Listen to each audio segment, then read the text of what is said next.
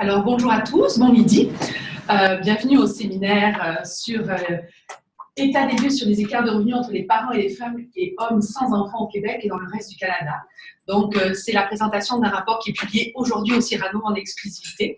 Alors, je sais qu'il y a des gens qui sont, bonjour, à Québec, qui sont en ligne et qui nous écoutent aussi. Donc, c'est pour ça qu'on a tout ce qui est en place. Donc, on va avoir une présentation, c'est Marie-Mélanie Fontaine et Catherine Eck qui vont nous présenter finalement les principaux résultats du rapport. Nous avons aussi la troisième co-auteure, Marie Connolly, qui est aujourd'hui présente dans la salle. Donc, je vous remercie tous d'être présents aussi aujourd'hui.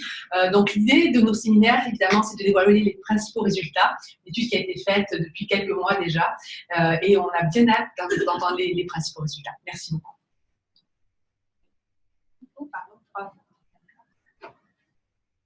Bonjour, Catherine Rack, ça me fait plaisir d'être ici aujourd'hui. Bonjour à Québec.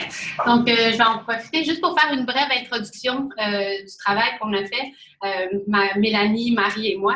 Donc, juste tout récemment, le gouverneur général de la Banque du Canada, Steve Poloz, parlait de l'importance du travail, de la participation au travail des femmes, comme quoi le travail des femmes pouvait être un levier économique important. Puis dans son discours, il parlait spécifiquement des politiques québécoises, des programmes de services de garde et aussi de congés parentaux, le programme québécois, les différences qu'on avait avec le reste du Canada. Donc, je pense que c'est un sujet qui est encore d'actualité aujourd'hui. Puis, dans le fond, nous, ce qu'on a voulu voir dans ce projet-là, c'était une première étape où on voulait vraiment documenter quel écart il existait entre les parents, les mères dans le fond, et les non-mères, et les pères et les non-pères. On voulait documenter l'état des lieux, leurs revenus, comment ils se différencient, comment ils évoluent à travers le cycle de vie, dans le fond.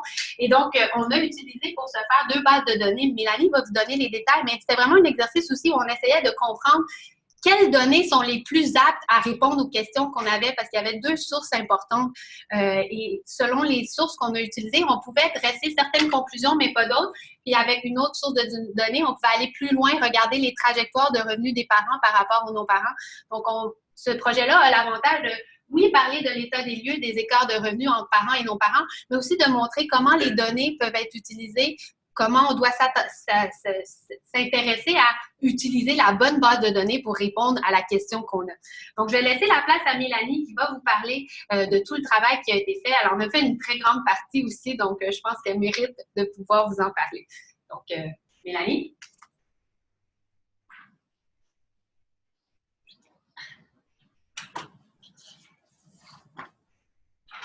Donc, bonjour.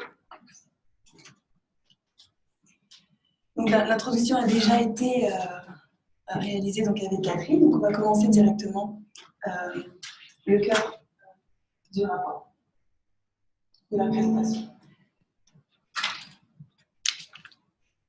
Donc, tout d'abord, en ce qui concerne la question des différences de salaire entre les hommes et les femmes, c'est une question qui a été très largement étudiée et qui l'est toujours encore aujourd'hui et qui est bien documentée dans la littérature économique.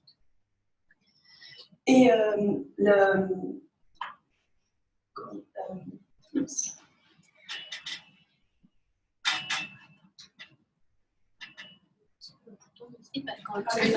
Ça résonne, attends. OK. Sinon, je peux enlever celui-ci.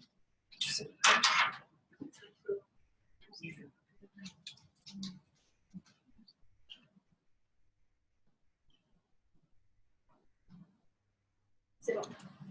Ok, je pense que.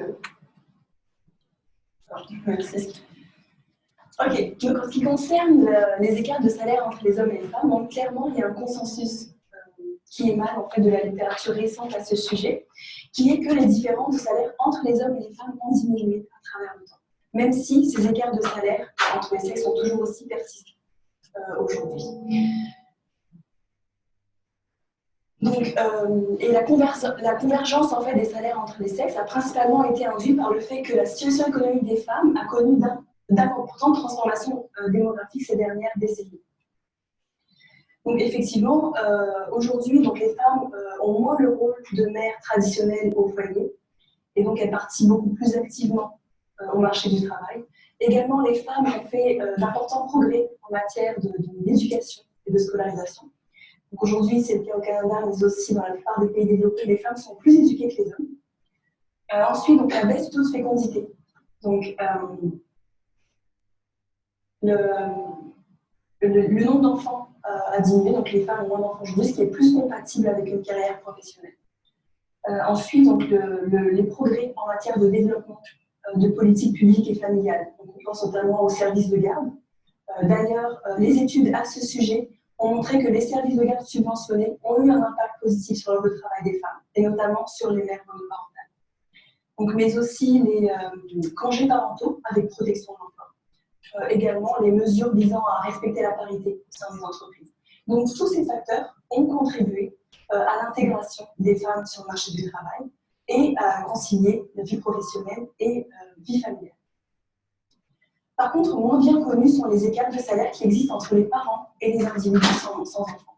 Donc, ce phénomène est appelé family gap ou motherhood pay gap dans la littérature anglophone et qu'on a choisi de traduire par pénalité liée à la maternité. Donc, pour vous donner un portrait global de la situation de ce phénomène, il y a une étude récente qui a répertorié en fait, des résultats de différentes études qui ont été faites à travers le monde. Ils ont montré que, par exemple, en Allemagne et au Royaume-Uni, les mères gagnent respectivement entre 13 et 21% de moins que les femmes sans enfants. Par contre, en France et aux États-Unis, ils trouvent des écarts de salaire qui sont quasiment nuls. Donc, qu'est-ce qu'il en est de la situation au Canada? Et à notre connaissance, seulement 2 études ont étudié cette question avec des données canadiennes. Donc, la première a été publiée en 2001. Donc, ils font une analyse en fait transversale et ils trouvent que les mères ont des revenus inférieurs à ceux des femmes sans enfants, équivalent à 13% pour l'année de 1995. Donc, le deuxième article, c'est celui de Zeng en 2011. Donc, lui, il effectue une analyse longitudinale. Donc, il va estimer la trajectoire de revenus des mères relativement à la naissance d'un enfant.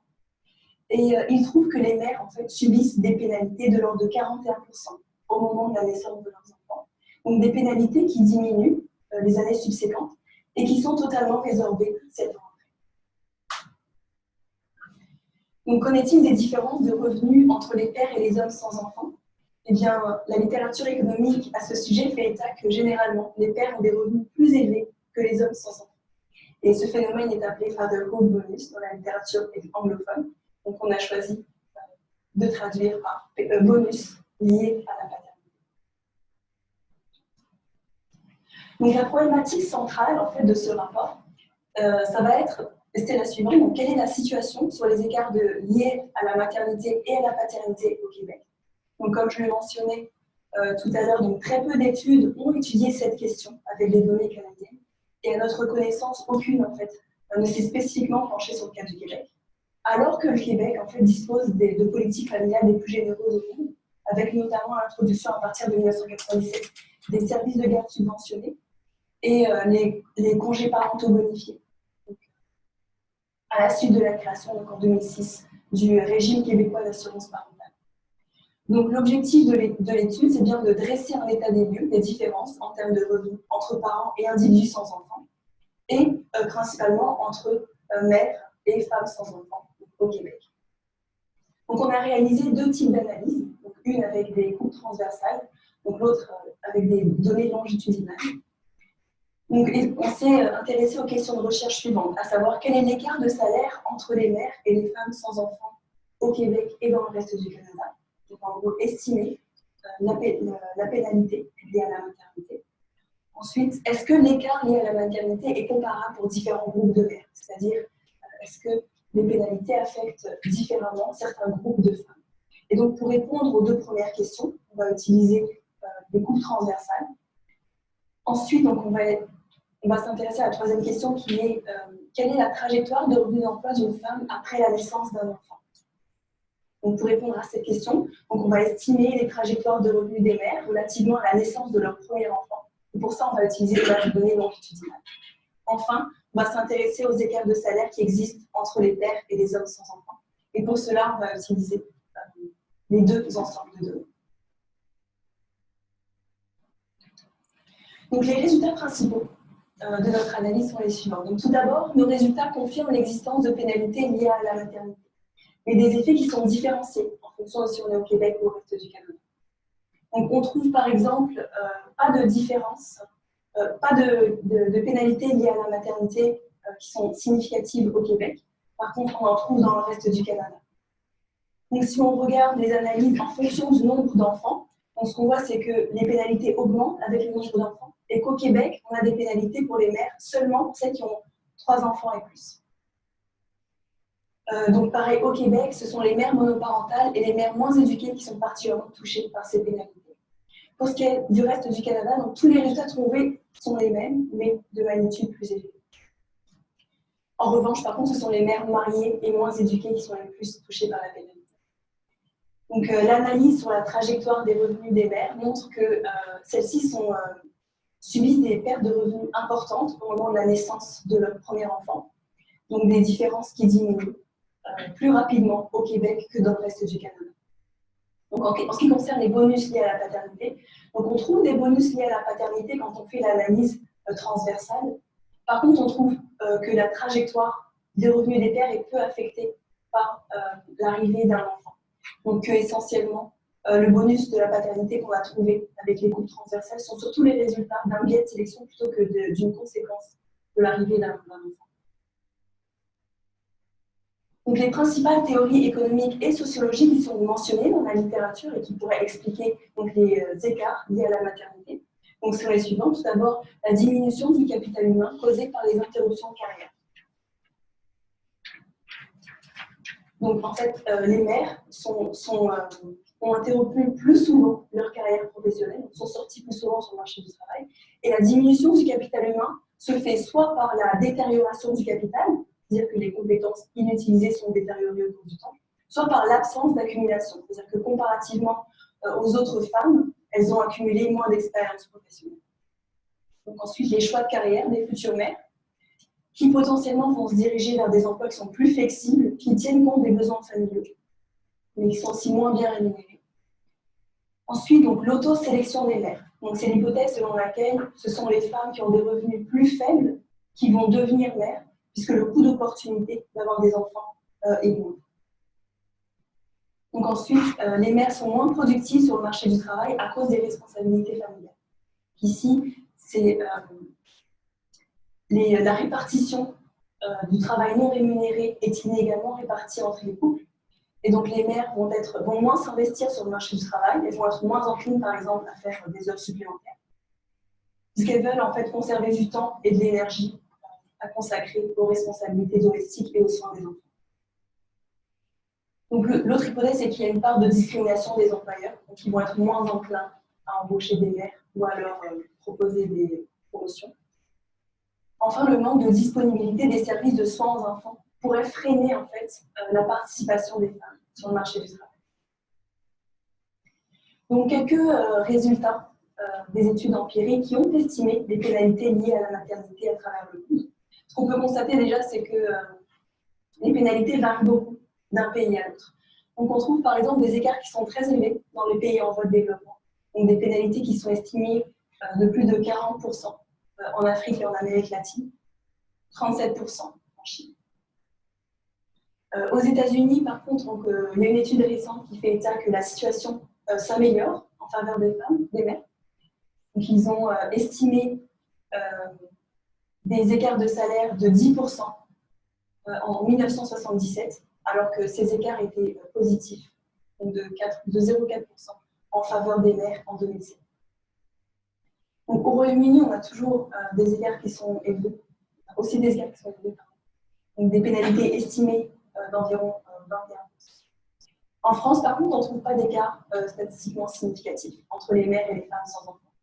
Et au Danemark même, on trouve des écarts en faveur des mères. Donc, comme je le disais tout à l'heure, très peu d'études en fait sur la littérature canadienne. Et donc, je vais vous présenter un peu plus en détail les deux articles qui ont traité de la question avec des données canadiennes. Donc, le premier a été publié en 2001. Donc, ils ont utilisé les données de l'enquête sociale générale, donc le site de 1995. Et ce qu'ils ont voulu tester, c'est l'hypothèse suivante. Les hypothèses suivantes. Donc, tout d'abord, c'est la dépréciation du capital humain qui expliquerait qui expliquerait les salaires plus faibles des mères. Et l'autre hypothèse, c'est que les tâches ménagères effectuées réduisent la productivité du travail. Donc, ils ont estimé un résultat par moins carré ordinaire. Donc, ce qu'ils ont trouvé, c'est qu'une fois qu'ils contrôlent pour les variables de capital humain basiques et le statut matrimonial, ils ont estimé des écarts de salaire à 17% entre les mères et les femmes sans enfants. Donc, une fois qu'ils contrôlent pour la durée des interruptions de travail, donc ces pénalités passent à 17%. Et une fois qu'ils contrôlent pour le temps de travail rémunéré, les pénalités diminuent et passent à 8%. Mais même si le temps passé en dehors du marché du travail est réduit, le temps passé hors du marché du travail est effectivement réduit, mais n'élimine pas complètement l'écart lié à la maternité. Donc, ce qui est intéressant aussi avec leur étude, c'est qu'ils ont utilisé une base de données pour laquelle on avait l'information si la personne était retournée au même emploi après avoir pris un congé maternité. Et ce qui en ressort avec cette analyse-là, c'est que les femmes qui ont changé d'emploi au retour de leur congé maternité subissaient des pénalités plus élevées que celles qui avaient conservé le même emploi. Donc là encore, ça suggère que le capital humain donc spécifique à un emploi, c'est important dans la détermination des salaires. Donc l'autre article a été publié a été publié en 2010. Donc il a utilisé 2 données longitudinales. Donc la première, donc le programme d'analyse longitudinale de l'emploi, qui regroupe essentiellement toutes les informations sur le travail et aussi les revenus. Donc les revenus de 1983 jusqu'à 2004. Donc c'est des revenus administratifs qui proviennent d'une source administrative. En fait, donc les écarts des erreurs de mesure sont assez limités. Ça, c'est l'avantage de cette base de données. Par contre, elle ne comporte aucune information sur les caractéristiques sociodémographiques des individus. Donc on n'a rien sur l'éducation, sur la famille, sur l'expérience, etc. Donc on n'est pas capable de savoir si les gens ont des enfants ou pas. Donc ce qu'il va faire pour combler ce manque-là, c'est qu'il va utiliser la deuxième base de données, donc le fichier de données longitudinal sur la main-d'œuvre, qui en fait identifie toutes les interruptions de travail. Et notamment, il va utiliser le congé maternité comme proxy pour une naissance. Et ce qu'il va tester, c'est l'hypothèse d'autosélection des mères. Donc à savoir, est-ce que les mères, avant la naissance de leur enfant, ont des revenus moins élevés que les femmes sans enfant. Donc il va estimer un modèle à effet fixe, et ce qu'il va trouver, c'est que les pénalités, l'année de la naissance de l'enfant, sont de l'ordre de 41%. Donc ces pénalités diminuent et passent à 32% l'année suivante. Donc en conclusion, il rejette l'hypothèse d'endogénéité, c'est-à-dire que le salaire des mères et des femmes sans enfants ne sont pas différents les années pré-naissance. Et également que les pénalités sont totalement résorbées 7 ans après la naissance de l'enfant. Donc le désavantage de cette base de données-là, c'est étant donné les limitations de ces données, il s'est uniquement concentré sur les femmes qui avaient bénéficié de congés parentaux. Ce n'est pas forcément des résultats qui sont généralisables à l'ensemble de la population.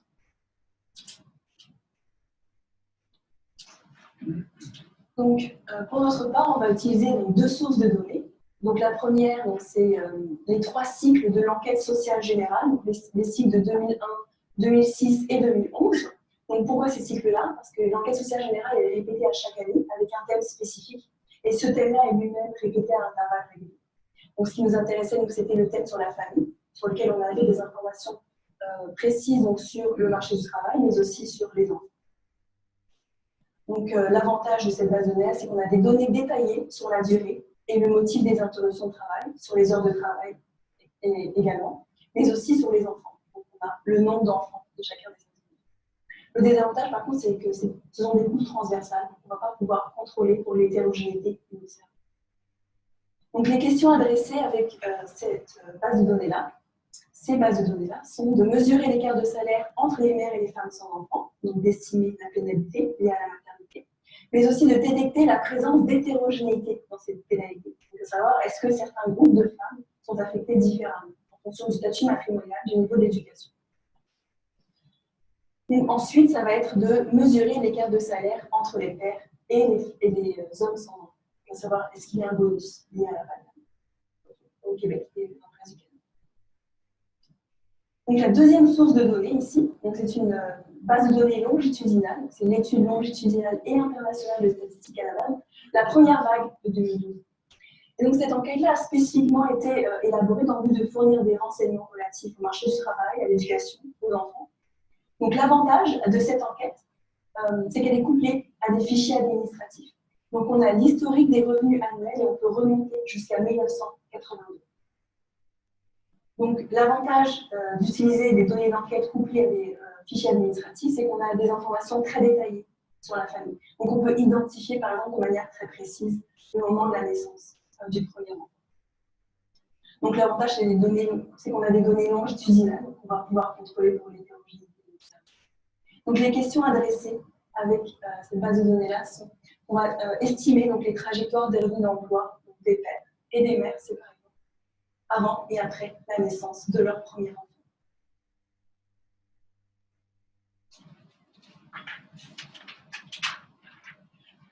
Donc, on va commencer. Excusez-moi, je viens de me rendre compte que je suis en dehors du champ de la caméra. Ah, maintenant, ils l'ont bougé. Ah, ok, parfait. Ok, donc commençons par l'analyse avec l'ESG, donc les coupes transversales. Alors ici sont présentés un portrait descriptif des échantillons d'hommes et femmes au Québec unique. Donc ce qui en ressort en fait de la comparaison des groupes de manière générale, c'est que les parents, donc les pères et les mères, sont plus âgés que les femmes sans enfants. Donc l'expérience potentielle qui est définie comme l'âge moins le niveau d'éducation moins 6 ans. Donc l'expérience potentielle est plus élevée pour les parents que pour les individus sans enfants. Par construction, ils sont aussi plus âgés. Donc les mères ont déclaré avoir travaillé moins d'heures que les femmes sans enfants, alors que les pères ont déclaré avoir travaillé plus que les hommes sans enfants. Donc si on regarde les différences de revenus ici, de manière totalement descriptive, donc ce n'est pas vraiment ici la mesure de l'écart lié à la maternité ou le bonus lié à la paternité. Donc on voit que pour ce qui est des mères, on a des différences de revenus de l'ordre de 3 000 $, alors que pour les pères, pour les hommes, on a des différences de revenus de l'ordre de 14 000 $, donc en faveur des pères ici. Donc pour ce qui est de l'éducation, ce qu'on constate de manière globale ici, c'est que les parents sont moins éduqués que les individus sans enfants. Mais ça pourrait s'expliquer qu'il y a un effet de cohorte ici. On sait que le niveau d'éducation a augmenté avec les cohortes de naissance. Donc aussi en ce qui concerne le statut matrimonial, donc les parents se sont déclarés plus souvent en couple que célibataires que les individus sans enfants. Donc des différences quand même notables au sein des deux groupes qui seront importants de contrôler les analyses statistiques. Donc, en ce qui concerne les congés parentaux, donc on a 35% des femmes au Québec qui ont pris un congé parental contre 12% pour les pères. Et puis la durée des congés est de 17 mois pour les mères et 0,4 mois pour les pères. Donc voilà ce qui est du portrait des échantillons d'hommes et femmes au Québec. Donc la même chose pour ce qui est du reste du Canada. Donc essentiellement, on arrive aux mêmes conclusions. C'est-à-dire que les parents sont plus âgés, ils ont plus d'expérience potentielle. Par contre, les différences de revenus ici, dans chacun des groupes, sont un peu plus différentes. C'est-à-dire qu'on a quelques centaines de dollars seulement entre les mères et les femmes sans enfants. Par contre, plus de 20 000 $ de différence entre les pères et les hommes sans enfants. Pareil, les parents sont moins éduqués que les individus sans enfants. Par contre, si on peut faire une analyse ici interprovinciale, une comparaison interprovinciale en ce qui concerne les congés parentaux, c'est que en ce qui concerne les mères, il n'y a pas vraiment de différence. Par contre, les pères au Québec ont pris plus de congés parentaux que les pères dans le reste du Canada, et la durée aussi semble être de l'importance.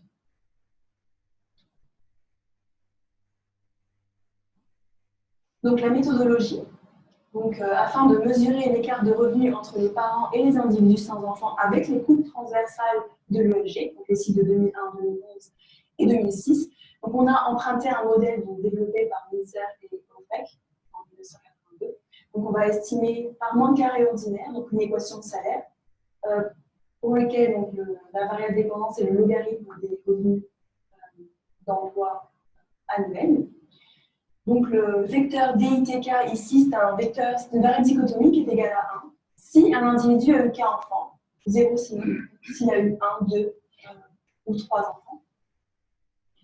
Et puis le vecteur ici, XI, contient les variables de contrôle, c'est-à-dire l'expérience potentielle, le nombre de congés parentaux, la durée des interruptions de travail, l'âge, l'éducation, statut matrimonial, pays de naissance, province de résidence et un contrôle pour l'année d'enquête. Donc notre paramètre d'intérêt ici, ça va être le paramètre delta K ici, qui va nous donner l'effet d'avoir 1, 2 ou 3 enfants comparativement à ne pas avoir d'enfants sur les salaires. Donc on va avoir un modèle, on va estimer également un modèle un peu plus simple, où on va juste avoir une dichotomie entre être parent ou non, qui va nous donner, si vous voulez, l'estimé global d'avoir des enfants sur les salaires. Donc voici les résultats qu'on a obtenus pour les femmes au Québec. Donc je rappelle que la variable dépendance est le logarithme du revenu. Donc je vais présenter 4 spécifications.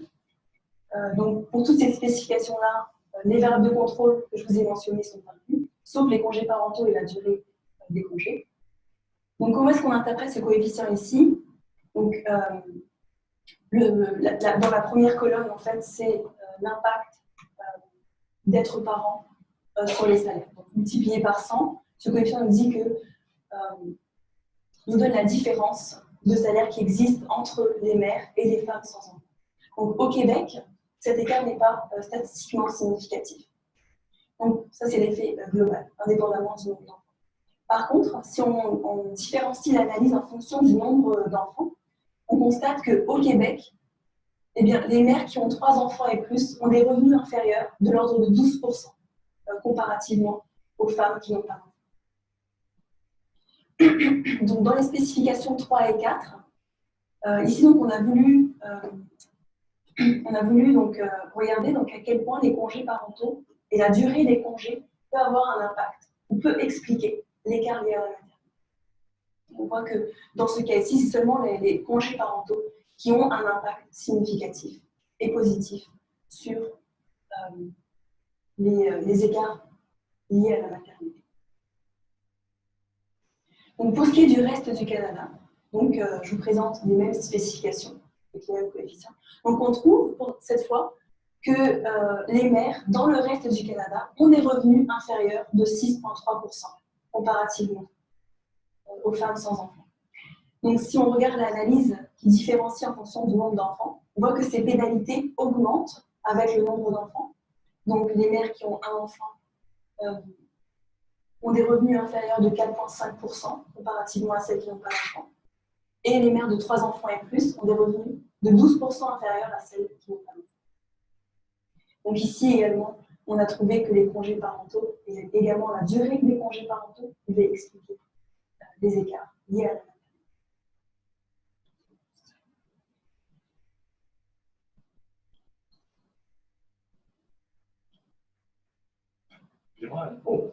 Congés parentaux sont positifs. Oui, c'est positif.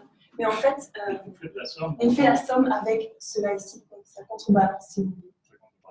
Oui. Ben, une fois qu'on contrôle, exactement. Une fois qu'on rajoute les congés parentaux. Qu'est-ce que le plus important? Si vous prenez 3 congés parentaux, c'est 3 enfants. Oui. 0,341, moins 3,1. Exactement. Donc là, on a un écart qui devient positif. Une fois qu'on contrôle, effectivement, pour les congés parentaux. C'est sûr.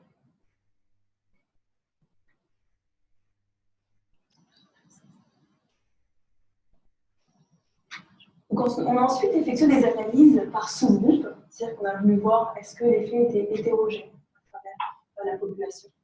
Donc, je rappelle que les coefficients ici, ce sont ceux qui sont associés au fait d'être parent ou non, dans ce cas-là, être mère. Et donc, je rappelle les coefficients du modèle de base qu'on avait trouvé. Donc, on avait trouvé des écarts liés à la maternité qui n'étaient pas significatifs au Québec. On avait trouvé des écarts de l'ordre de 6,3% dans le reste du Canada. Ça, c'est la première ligne. Ensuite, si on distingue en fonction du niveau d'éducation, donc si on regarde celles qui ont un diplôme universitaire ou non, bien que ce soit au Québec ou dans le reste du Canada, le fait de ne pas avoir de diplôme universitaire augmente la pénalité liée à la maternité. Par contre, si on regarde en fonction du statut matrimonial, donc au Québec, ce sont les mères célibataires qui connaissent des pénalités plus élevées, tandis que dans le reste du Canada, ce sont les mères en couple qui connaissent des pénalités plus élevées. Donc, ces différences sont un petit peu intrigantes et mériteraient qu'on réfléchisse plus, mais ce serait possiblement des différences en termes de perception du rôle des femmes et des mères dans le pays. Donc ensuite, on a conduit les mêmes analyses pour les hommes cette fois. Et ce qu'on a trouvé, c'est qu'au Québec, les pères ont des revenus de 15% supérieurs à ceux des hommes sans enfants. On trouve bien un bonus lié à la paternité ici. Et si on distingue également en fonction du nombre d'enfants, on voit que le bonus lié à la paternité augmente avec le nombre d'enfants. Donc ça, c'est vraiment intéressant de trouver ce résultat-là. Puis, même si les congés parentaux et la durée des congés de paternité n'ont pas vraiment d'impact sur les bonus. Puis pour ce qui est du reste du Canada, on trouve les mêmes résultats, mais avec des magnitudes un peu plus faibles. C'est-à-dire que les pères dans le reste du Canada ont des revenus d'environ 14% de plus que les hommes sans enfants. On a également des bonus qui augmentent avec le nombre d'enfants.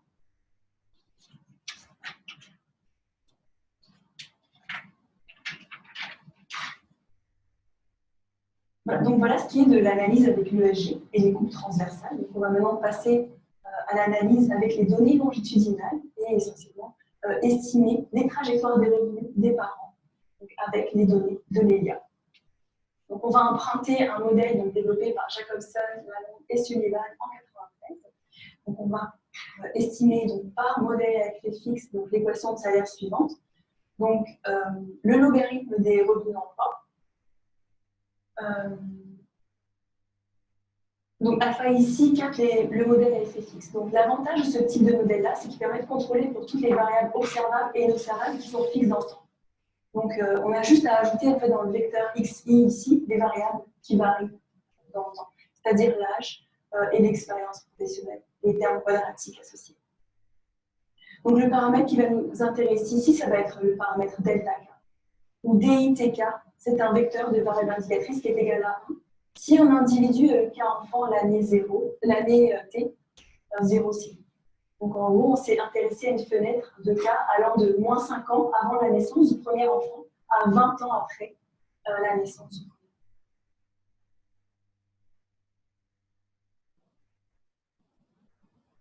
Donc un bref portrait descriptif de la population de femmes. Donc la description en fait, pour les échantillons des hommes ne sera pas présentée dans cette session, mais on va surtout présenter en fait, les résultats des estimations pour les hommes à la fin de la session. Donc, en ce qui concerne les femmes, que ce soit au Québec ou dans le reste du Canada, on obtient en fait des conclusions qui sont identiques à celles de l'ESG. C'est-à-dire que les mères sont plus âgées en moyenne que les femmes sans enfants. La différence des revenus d'emploi est aussi très marquée entre les deux groupes. Donc, on trouve une différence de 7 000 $ au Québec, 12 000 dans le reste du Canada. Puis également, les mères sont moins éduquées que les femmes sans enfants. Elles vivent également plus souvent en couple. Et puis, le nombre d'enfants est plus élevé dans le reste du Canada qu'au Québec. Et puis également, on a une proportion plus importante de personnes issues de l'immigration dans le reste du Canada qu'au Québec. Donc, je vais vous présenter ici donc, des analyses graphiques et descriptives qui ne contrôlent pas pour les caractéristiques observables. Donc, essentiellement, on va avoir les revenus des mères et des femmes sans enfants en fonction de l'âge. Donc, ce qu'il en ressort, donc, que ce soit au Québec ou dans le reste du Canada, c'est qu'à tout âge, les mères ont des revenus inférieurs à ceux des femmes sans enfants. Donc, essentiellement, ce qu'on voit ici, c'est que la trajectoire de revenus des femmes sans enfants diminue, décroît plus rapidement que les mères. On observe la même chose au Québec et dans le reste du Canada. Et essentiellement, il semble aussi que l'écart de revenus entre les deux groupes soit plus important dans le reste du Canada qu'au Québec. Donc, si on distingue maintenant l'analyse en fonction du nombre d'enfants, c'est-à-dire qu'on regarde séparément les femmes avec 1, 2 et 3 enfants et plus, donc on voit que l'écart augmente avec le nombre d'enfants. On trouve la même chose dans le reste du Canada et au Québec. Une petite particularité au Québec ici, c'est que, étant donné que le revenu des femmes sans enfants décroît plus rapidement, que les mères. Et bien, on a que les mères avec juste un enfant et plus. Donc, la trajectoire de revenu des mères dépasse celle des femmes sans enfant à environ 43 ans. Donc ici, on regarde en fonction du statut matrimonial. Donc les courbes en rouge ici, ce sont les mères et les femmes sans enfants en couple. Puis les courbes en noir, les mères et les femmes sans enfants célibataires. Ce qu'on constate, c'est que les femmes, les mères en fait, qui sont les plus défavorisées sont celles qui sont en couple, mais essentiellement parce que on suggère que si elles sont en couple, c'est qu'elles peuvent plus facilement modifier leur offre de travail. Donc si elles ont un conjoint qui peut subvenir aux besoins de la famille. Donc ici, ce sont les graphiques avec les trajectoires de revenus en fonction du niveau d'éducation. Donc clairement, on a deux trajectoires ici qui sortent. Donc là-haut, donc les femmes avec un niveau d'éducation élevé, en bas les femmes avec un niveau d'éducation faible. Donc dans chacun des groupes, les mères ont des revenus d'éducation plus faibles que les femmes sans enfants. On ne voit pas vraiment ici de différence ou d'écart en fonction du niveau d'éducation.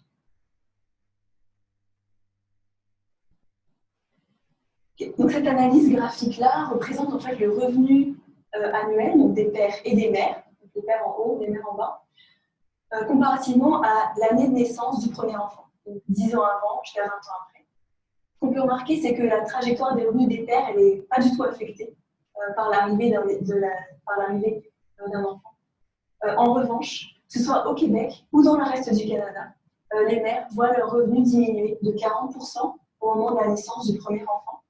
Donc les pertes sont en partie résorbées les années subséquentes, mais même 20 ans après, elles ne retrouvent pas leur niveau pré-naissance.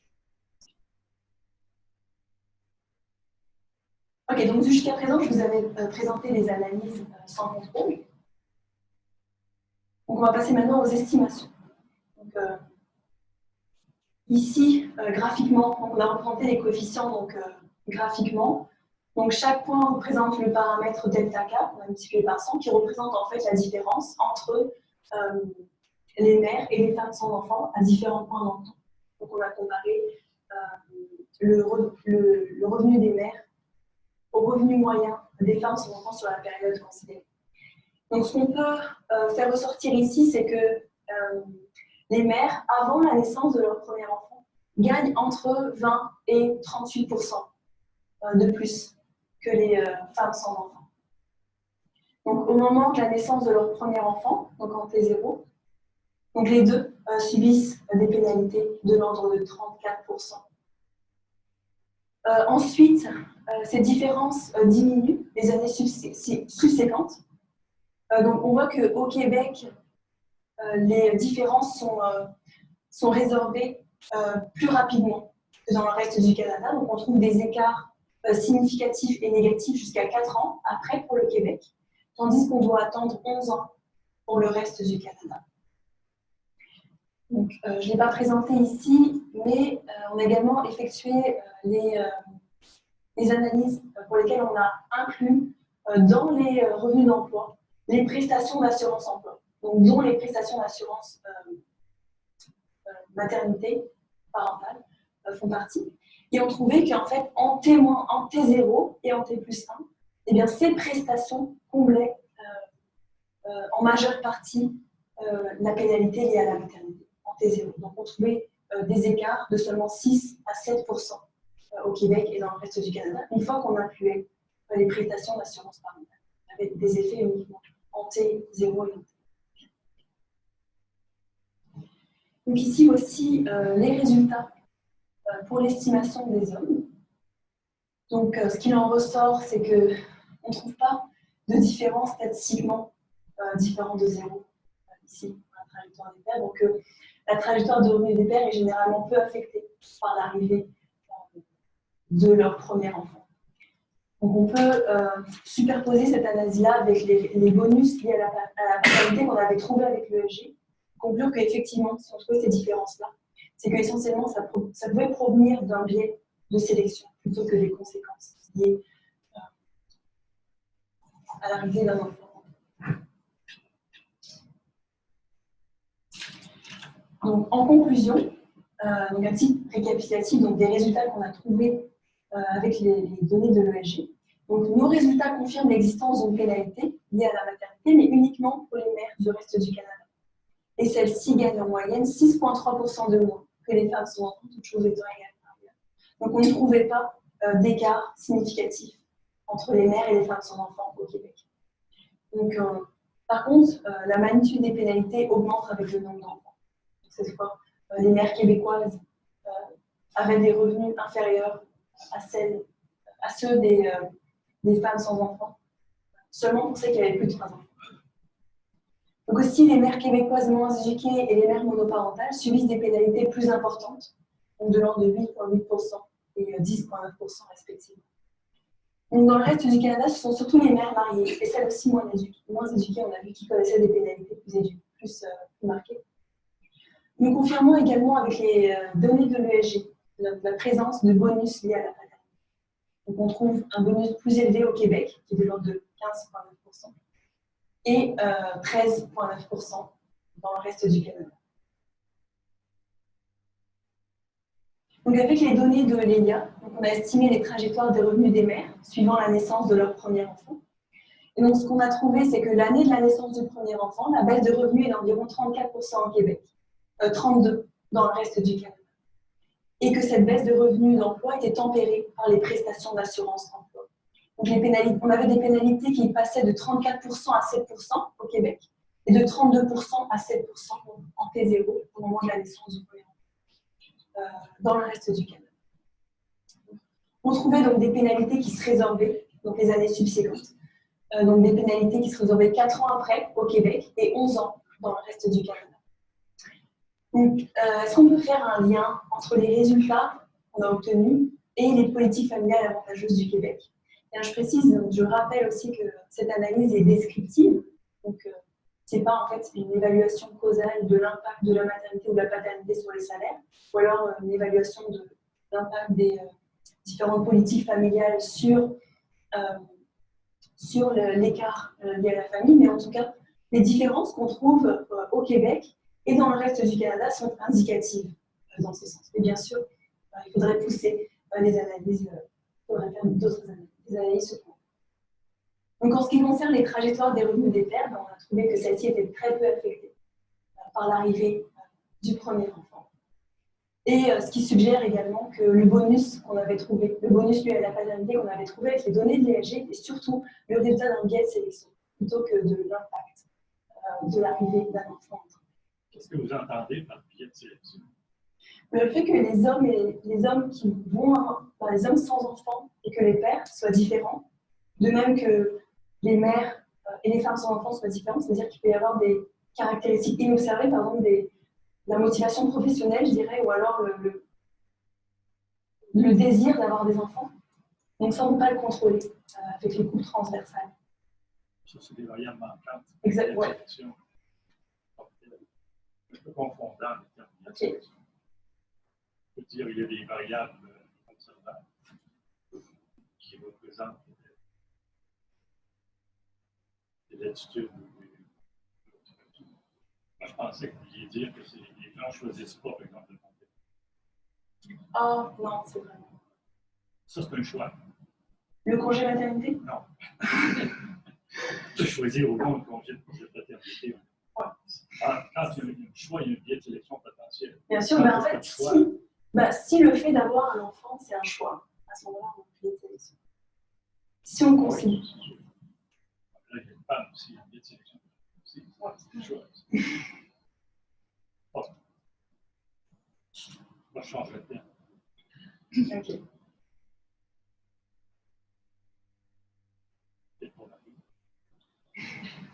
C'est que les hommes, non, les hommes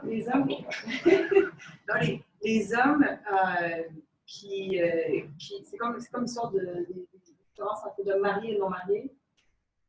Ceux qui ont des enfants sont en meilleure position de revenus comparativement à ceux qui ont pas d'enfants.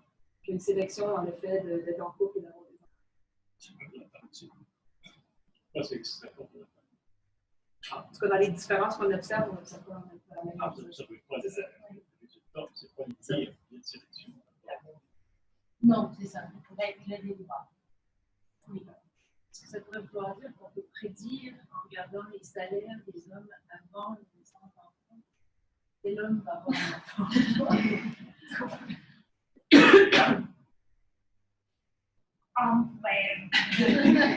Peut-être. Ils ont un revenu plus élevé en moyenne, c'est ça qu'on voit. Là.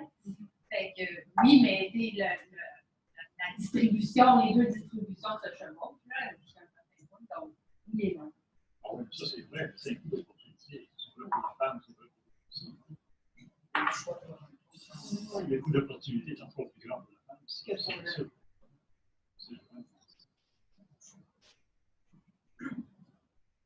Qu'est-ce que vous en tirez comme politique économique? Justement. Donc justement, de manière pris dans l'ensemble, les résultats montrent que la situation au Québec semble à bien des égards meilleure que dans celle du reste du Canada. Toutefois, des écarts existent toujours et sont surtout prononcés pour des groupes déjà plus à risque de se retrouver en situation de pauvreté, donc les mères monoparentales et les mères moins éduquées. Donc, on devrait suggérer en fait de faire des recherches futures qui se pencheraient spécifiquement sur les politiques familiales québécoises et l'évaluation causale par rapport à la question des pénalités liées à la maternité. Parce que c'est vraiment pas l'objectif du rapport-là, c'est vraiment de dresser un état des lieux et pas d'identifier l'effet causal de la maternité sur les revenus ou alors des différentes politiques sur l'écart de la maternité. Donc, pour le 2019, ça couvre une grande période, là, il y a du pré-politique, il y a des gens avant la politique du service de garde, il y a des gens avant la réforme du congé parental de 2001, il y a des gens après. Donc là, on a tout un gros bassin de population qui est mélangé. Donc, on calcule vraiment l'effet moyen sur toutes ces personnes-là. Donc, potentiellement, si on regardait après, ça pourrait être même plus élevé. Je parle entre le Québec et le Canada, là, on a vraiment tout le monde sur une très longue période. Donc, on avait regardé un peu les échantillons pour essayer de voir là, si c'était identifiable, mais pas évident, on va peut-être falloir nous donner des chiffres, là, mais donc ça donne une indication, mais c'est pas ça fait plus que ce qu'on peut faire si on avait pris seulement les naissances après la politique du service de garde, par exemple, ou après le congé de. Mais ça, c'est un projet qui était pour tout le monde, donc normalement, ça affecte le reste du Canada aussi. Donc, ça, ce type de finesse-là n'est pas dans le rapport. Là, on était vraiment dans essayer de déterminer où on en était, puis voir quelle base de données nous permettait d'aller chercher quoi. Non, je termine.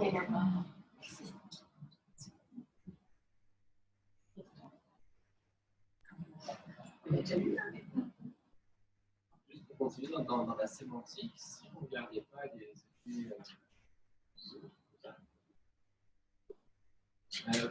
pourquoi parler de pénalité ou de bonus, justement?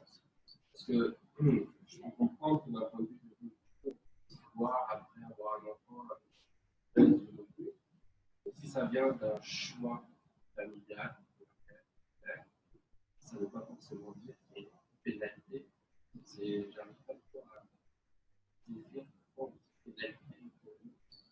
Dans les faits, nous, notre analyse, on a trouvé que les mères avaient des revenus plus faibles que les femmes sans enfants, mais c'est aussi le cas pour les autres études qui ont étudié l'impact causal. Est-ce que ça peut venir, par exemple, une diminution du nombre d'heures travaillées? Même les études qui ont contrôlé pour les heures travaillées, parce que nous, c'est pas ce qu'on fait dans l'analyse longitudinale. Par contre, dans l'analyse en coupe transversale, on a regardé uniquement celles qui travaillent à temps plein. C'est pas une question d'heures travaillées ici. Et est-ce qu'il y a une question, c'est les revenus dans l'ESG. Est-ce que ce sont les revenus salariaux?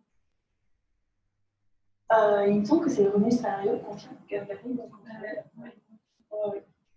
C'est les revenus de travail rapportés par les Sur la même question, je mettrais pénalité salariale, bonus salarial. C'est tout ça un peu chacun. Pénalité. Dans le rapport, on parle plutôt d'écart. En décor, une pénalité salariale, un salaire pas. Quand tu gagnes quelque chose.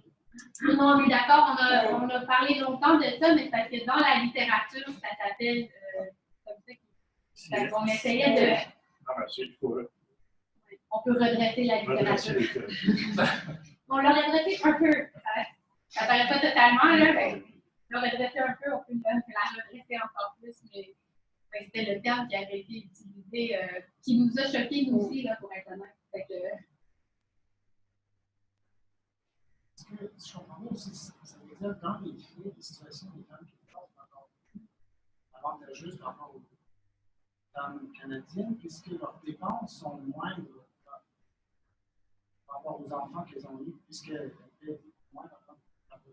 Je ne sais pas comment je dis, mais est-ce qu'il ne faudrait pas aussi aller vers ce genre de calcul pour voir à quel point les femmes d'ici sont avantagées, même quand elles retournent sur le marché du travail, en payant 7 $ par exemple. Je dis ça par rapport aux autres, où au travail, les gens vivent à table de vie, payent 1 $ par mois pour garder leurs enfants. avec les données des enquêtes de dépenses de consommation, on pourrait étudier ce type de variable où les mères dépensent avant, après versus les non-mères. Ça pourrait être fait avec un autre ensemble de données, là, pas avec ce qu'on a là. Mais oui, ça pourrait être totalement différent. Surtout qu'on a fait des études sur la politique des services de garde et les dépenses, comment ça a changé les dépenses de consommation. On voit des changements. Par contre, cette politique-là a augmenté les dépenses de consommation en transport. Parce qu'évidemment, les mères travaillent en plus. Donc, ce genre de. Donc, en tout cas, oui, ça pourrait être intéressant, mais on l'a refait. Est-ce qu'il n'y a pas aussi des femmes féministes, en fond, aller chercher du côté du transfert d'exploitation, en quelque sorte? C'est-à-dire que peut-être que les revenus augmentent pas, du côté de celles qui travaillent pas, mais ce qu'elles font, c'est en fait embaucher des dames. Les dames, ils sont payés 8 ou 9 $, 10 $ de l'heure pour garder leurs enfants, dans lequel ils retournent au travail, faire 50 ou 60 000 par année. Il y a quelque chose aussi, au point de vue de justice sociale, à examiner de ce côté-là. Si on commençait à l'examiner, c'est assez intéressant. C'est une sorte de transfert d'exploitation des femmes. Parce que bon, là, je comprends qu'on sort de votre étude, les analyses sociales et tout ça. Il y avait eu des études américaines là-dessus sur maintenant l'inéquité entre les femmes elles-mêmes. Donc, aux États-Unis, ils ont commencé à. Celles qui travaillent, celles qui vont garder leurs enfants. Oui, il y a une littérature américaine là-dessus. Ici, non, je ne pense pas, en tout cas, par ma connaissance. Mais aux États-Unis, oui, c'est comme un phénomène pour lequel la littérature commence à s'intéresser, parce qu'effectivement, tu vois comme, là, on parle de gender gap, mais là, c'est un gap à l'intérieur des femmes, parce que pour pouvoir faire ces emplois-là, comme vous dites, elles exploitent quelqu'un d'autre. Exploiter, c'est pas exploiter. Mais là, pour ça, c'est les gens qui sont au travail. Non, faut pas exagérer, mais il reste que des fois, c'est des emplois où le coût horaire n'est pas très élevé. C'est des étudiantes comme ça, des étudiants, souvent c'est des gens qui travaillent au noir aussi pour les relations. On parle des CPE. C'est aussi. Ils peuvent juste à la maison. CPE, c'est organisé, c'est l'État qui fait pour ça. Les conditions de travail sont pas excellentes. Les salaires sont très bien.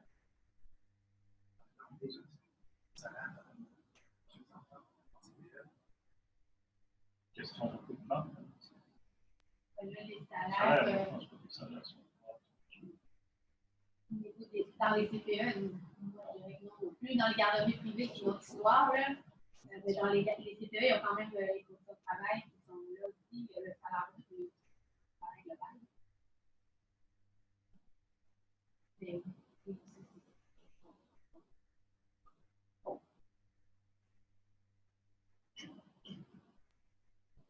Est-ce que dans la littérature, il y a des analyses qui sont faites par. Parce que là, il me semble que. Des définitions que vous avez, parce que. Regardez, je suis choqué par la différence dans l'âge moyen entre la mère et le gens qui ont 15 ans et plus. Non, on a uniformisé l'âge des mères à chaque tranche. Donc, c'est sûr que quand c'est juste les statistiques descriptives, c'est choquant, là, mais quand on rentre dans les analyses, la distribution de l'âge des mères est contrôlée pour qu'elle soit la même chaque point. Donc, on n'a pas pris des personnes de 15 ans dans le groupe, il n'y en avait pas là, dans les mères, puis il y en avait chez les non-mères. Mais Mais c'est sûr on que voit dans dans- les statistiques de STI, oui. Moi, dans notre étude, c'est intéressant, la définition d'une mère change d'une étude à l'autre, 15 à 35, 15 à 40, 15 à 45, oui, socialement, c'est intéressant. L'âge? Oui, c'est ça. Qu'est-ce qu'une mère? Parce que quand vous faites le comparatif Ah, ben oui, mais c'est pour ça. Mais, les mères sont définies différemment d'une étude à l'autre. au début, là. Ouais. Mais en fait, c'est que il y en a même qui considèrent que les mères sont des femmes sans enfants si elles ont un enfant de plus de 18 ans. Donc nous, essentiellement, ça veut dire vraiment les mères, elles sont définies comme mères à partir du moment où elles ont eu au moins. Dans notre étude ici, on considère une mère, même quelqu'un qui va avoir un enfant dans une trajectoire de revenus, vu qu'on sait ex post qui a eu un enfant et qui n'a pas eu d'enfant, on va considérer comme une mère, quelqu'un qui va avoir un enfant. On prend la trajectoire de revenus d'une femme pour laquelle on sait qu'elle a eu un enfant en revenu. Alors, quand on regarde en couple transversal, c'est là que ça devient un peu plus problématique. Si on voit en couple transversal, juste un moment donné dans le temps, et qu'on voit qu'une femme de 25 ans n'a pas d'enfant, on ne sait pas si elle va avoir un enfant en 30 ans ou non. Ouais, donc là, on n'est pas sûr d'observer l'historique de personne. Nos mères sont peut-être des mères. Quand on est dans les couples transversales. C'est pour ça qu'on est allé plus vers l'autre base de données, justement, parce qu'elle nous permettait de faire des choses qu'on ne pouvait pas. Puis on voit qu'il y a des phénomènes qui sont un peu différents quand on commence à être capable d'identifier les mères avant, même surtout pour les pères, là, on voit la grosse différence. Parce que les pères, c'est la même problématique. Là, dans les couples transversales, les pères qui ne sont pas des pères dans un couple mon-père, donc c'est un problème. Donc, mais on l'a refait quand même pour s'accrocher à la littérature passée, qui avait beaucoup utilisé les données d'enquête sociale générale, donc pour voir comment ça allait évoluer. Puis après ça, on est allé vers les données longitudinales pour vraiment faire une meilleure analyse.